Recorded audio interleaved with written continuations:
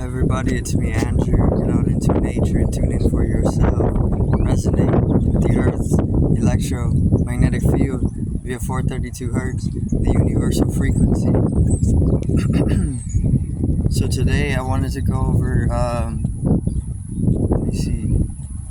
the mystical experience, right? And coming into the mystical experience for yourself. Mystical experience, the transcendental experience, the spiritual experience is an experience that someone can have, which is usually synonymous with the death of the ego, right? Anytime you're going to have a mystical experience, chances are that the ego is going to be completely dissolved or integrated transcendentally within yourself. This is why I say that,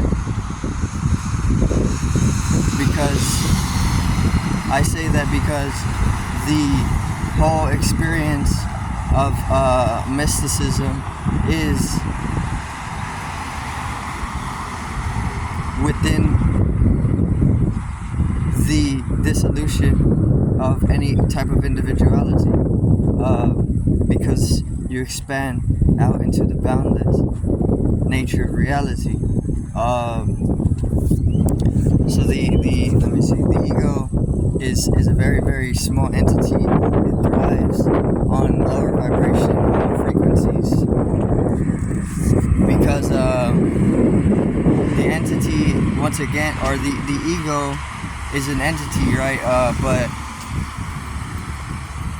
the ego is a sense of self-identity. It's usually within false senses of identity. You can't actually have identity, because to hold any type of identity in the first place is extremely contradictory. It's extremely contradictory to any action that you can be within. Any karma that you're within is already contradicting any type of identity that you're already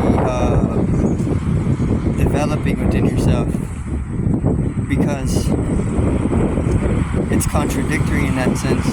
The whole of the egoic nature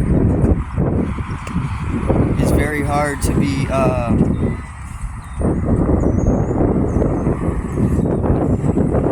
it's very hard to be grasped simplistically. Being is simple, action is also simple. The ego as an entity finds everything it can do to keep you within a state of unpleasantness, because that's its whole nature. It's bounded in its nature.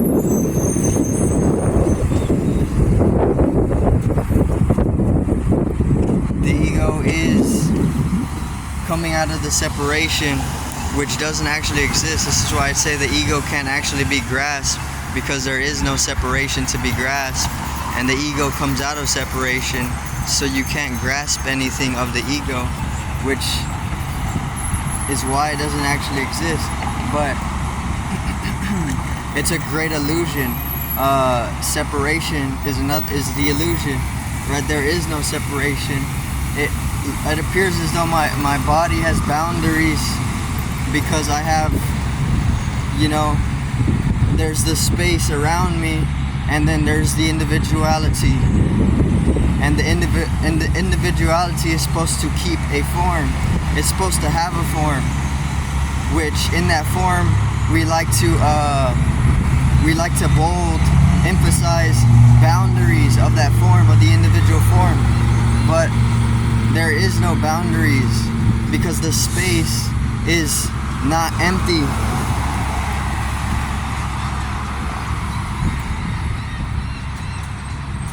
The space is just an extension of my body.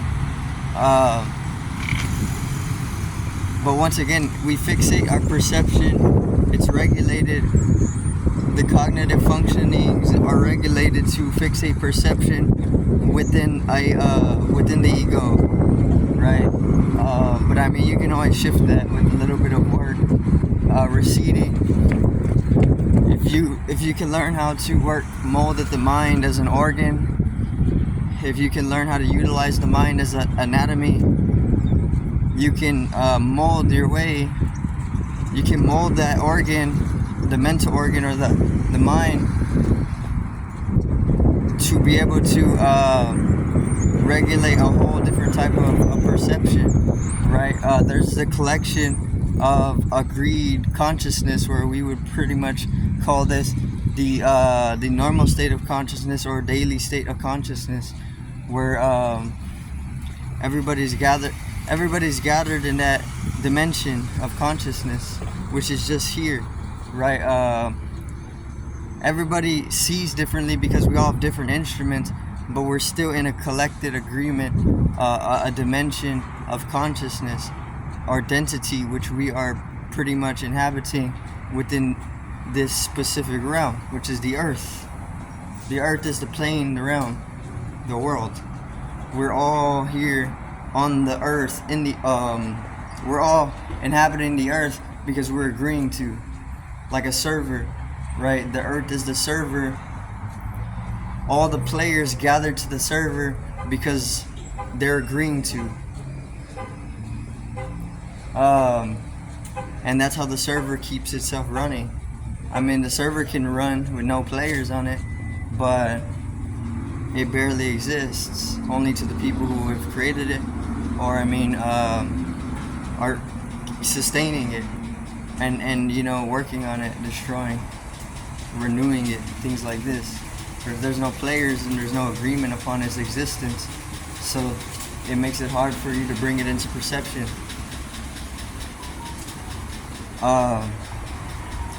But the ego is an entity which thrives off of lower vibrations because it's coming from a lower state of mind.